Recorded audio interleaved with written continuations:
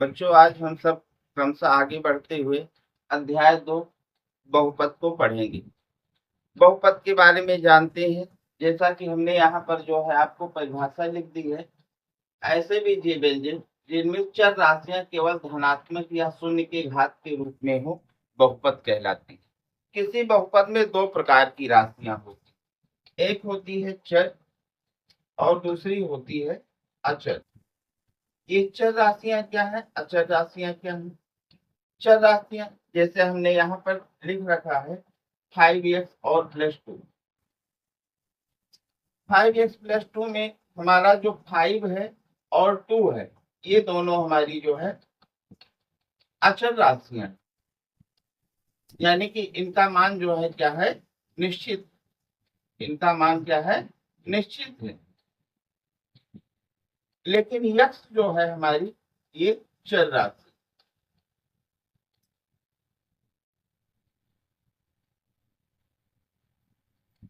अचर राशियां जैसे 5 लिखा है तो 5 का मतलब 5 होता है और 2 का मतलब 2 होता है। इसके मान को नहीं बदला जा सकता। लेकिन जो यक्ष है, इसके मान को हम बदल सकते हैं। कैसे बदल सकते हैं, देखते हैं। जो चर राशियां हैं, इनका मान अचर राशियों पर निर्भर करता है। आइए देखते हैं। यहाँ पर हमारा लिखा है 5x+2 बराबर में हमने 0 कर दिया। ये हमारा हो गया 5x बराबर में -2, और यहाँ पर इसलिए x बराबर -2/5। अभी हमारा जो x का मान आ रहा है वो -2/5 आ रहा है। आइए हम इन अचर राशियों को बदल देते हैं। जहां पर हम क्या कर देते हैं, 3x और -7 बराबर 0 कर देते हैं। 3x बराबर में 7, इसलिए x बराबर में 7/3। यहाँ हम देख रहे हैं कि यक्ष का मान जो है हमारा बदल रहा है। यक्ष का मान हमारा जो है अचर राशियों पर निर्भर करता है। अचर राशियां यक्ष के मान के लिए, यानी कि चर राशियों के मान के लिए उत्तरदायी होती हैं। तो हमने यहाँ पर लिखा, ऐसे भी दिए व्यंजक जिनमें चर राशियां केवल धनात्मक या शून्य के घात के रूप में हो, बहुपद कहलाती। हमने यहाँ पर लिखा 3 की घात 0 है और 5x+2 की घात 1। हमने घातांक के नियम में पढ़ा है, a की पावर 0 बराबर में क्या होता है, 1 होता है। a की पावर 0 बराबर में क्या होता है, 1 होता है। यहाँ पर हमारा जो है 3 के ऊपर कोई घात नहीं है, इसलिए इसकी घात कितना है, 0 है। और यहाँ पर हम देखते हैं 5x+2 है। यहाँ पर यक्ष की घात जो है 1 है। यक्ष की घात 1 लिखी नहीं जाती है। 1 के ऊपर की घातें जो है यक्ष के ऊपर लगाई जाती हैं।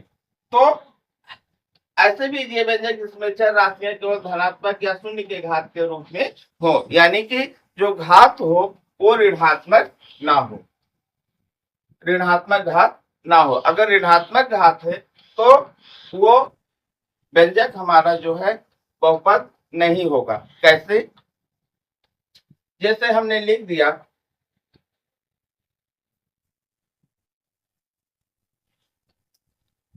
1/2। अब हम कहें कि ये बहुपद है, तो ये बहुपद हमारा नहीं है, क्योंकि अगर हम इसको ऊपर ले जाते हैं तो 2 और x की पावर कितना हो जाती है, -1 हो जाती है। इसलिए हमारा जो है बहुपद नहीं। अब हम बहुपद की घात जानेंगे कि बहुपद की घात क्या होती है।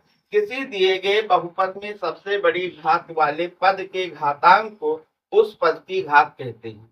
जैसे हमने लिखा है 3x की पावर 4 -5/2 x² + 7 में चर x की सबसे बड़ी घात वाले पद 3x का घातांक कितना है, 4। अतः बहुपद की घात 4 है। इसी प्रकार हम और भी घातें ले लेते हैं और एग्जाम्पल देख लेते हैं। यहाँ पर हमने लिख दिया 4। यहाँ पर इस बहुपद की घात कितना है, यहाँ पर हम देखते हैं। यहाँ पर चर की सबसे बड़ी घात जो है कितना है, 3 है, अतः इस बहुपद की घात कितना है? 3। अब आते हैं, हम देखते हैं बहुपद के प्रकार। बहुपद निम्नलिखित प्रकार के होते हैं। एक, पहला रैखिक बहुपद, ऐसा बहुपद जिसमें चर राशि की अधिकतम घात क्या हो? 1 हो, जैसे हमारा 3x + 5 और 3x। और भी हम ले सकते हैं, हम लिख सकते हैं 3x 7 लिख सकते हैं, हम और भी लिख सकते हैं 4x लिख सकते हैं, 8x प्लस में 9 लिख सकते हैं। ये सब हमारी जो है यहाँ पर जो है x की घातें कितना है? 1 है, इसलिए हमारा क्या है? रैखिक बहुपद है। इसका मानक रूप ax + b होता है। जैसा कि हम देख रहे हैं यहाँ पर दो पद है, यहाँ पर 3x और +5 है, और यहाँ पर एक पद है, तो यहाँ पर जो है हमारा b की जगह पर क्या उपलब्ध होगा? 0 उपलब्ध होगा। इसका मानक रूप कितना होता है? ax + b होता है, जहाँ a और b अचर राशियां हैं। कोई भी राशि हो सकती है। यहाँ पर ax + b की b लिखा है, यहाँ पर हम 2x और प्लस में हम क्या लिख सकते हैं? 5 लिख सकते हैं। यानी कि ये हमारी अचर राशियां, जैसा कि अभी आपको बताया गया कि अचर राशियां वह होती हैं जिनका मान निश्चित होता है। अचर राशियां जो है वास्तविक संख्या भी कहलाती है। तो यहाँ पर a और b क्या है? अचर राशियां हैं, और a और b को जो है हम वास्तविक संख्या भी कह सकते हैं। दूसरा है हमारा द्विघात बहुपद, ऐसा बहुपद जिसमें चर राशि की अधिकतम घात कितना हो? तो यहाँ पर हम देख रहे हैं अधिकतम घात हमने जो है बहुपद लिख रखा है। यहाँ पर हम देख रहे हैं चर राशि जो x है, इसकी अधिकतम घात जो है यहाँ पर 2 है, क्योंकि यहाँ पर घात कितना है? 1 है, इसलिए जो है ये हमारा जो है द्विघात बहुपद कहलाएगा। आगे हम बढ़ते हैं 4z² + 1/7 में भी देखते हैं चर राशि हमारी कितना कौन है? z है, और इसकी अधिकतम घात कितना है? 2 है, इसलिए हमारा जो है द्विघात बहुपद है। इसका मानक रूप ax² + bx + c होता है, जहां a, b और c अचर राशियां हैं। इसके बाद दीर्घात बहुपद, ऐसा बहुपद जिसमें चर राशि की अधिकतम घात कितना हो? 3 हो। हम यहाँ पर एग्जाम्पल लिखे हैं, यहाँ पर 13z³ - 12z² + 11z + 5, और दूसरा एग्जाम्पल हमने दे रखा है 9x³ + 5x² है। यहाँ पर जो है अधिकतम घात हमारी जो है चर राशि की 3 है, इसलिए हमारा ये क्या है? दीर्घात बहुपद है। यहाँ पर भी हमारे चर राशि की अधिकतम घात 3 है, इसलिए हमारा जो है दीर्घात बहुपद है। इसका मानक रूप ax³ + bx² + cx + d होता है, जहाँ a, b, c और d क्या है? अचर राशियां हैं। चतुर्घात बहुपद हमारा ऐसा बहुपद जिसमें चर राशि की अधिकतम घात कितना हो? 4 हो। यहाँ पर हम देख रहे हैं एग्जाम्पल में हमारा बहुपद लिखा हुआ है, और इसमें अधिकतम घात कितनी लिखी हुई है? 4 लिखी हुई है। और इसमें भी देखते हैं दूसरे एग्जाम्पल में, यहाँ पर भी चर राशि की हमारी अधिकतम घात कितना है? 4 है, इसलिए हमारा जो है चतुर्घात बहुपद है। इसका मानक रूप ax⁴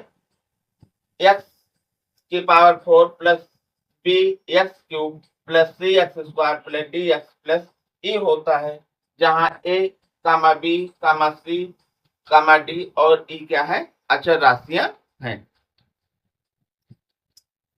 बच्चों, इस चैप्टर को पढ़ने से पहले, जैसा कि हम बहुपद हमारे चैप्टर का ही नाम है, हमको इन चीजों को जानना बहुत आवश्यक है, और इनकी परिभाषा को हमको जानना चाहिए। इसलिए इनकी परिभाषा यहाँ पर लिखी है, इसकी परिभाषा को आप नोटबुक में लिख सकते हैं।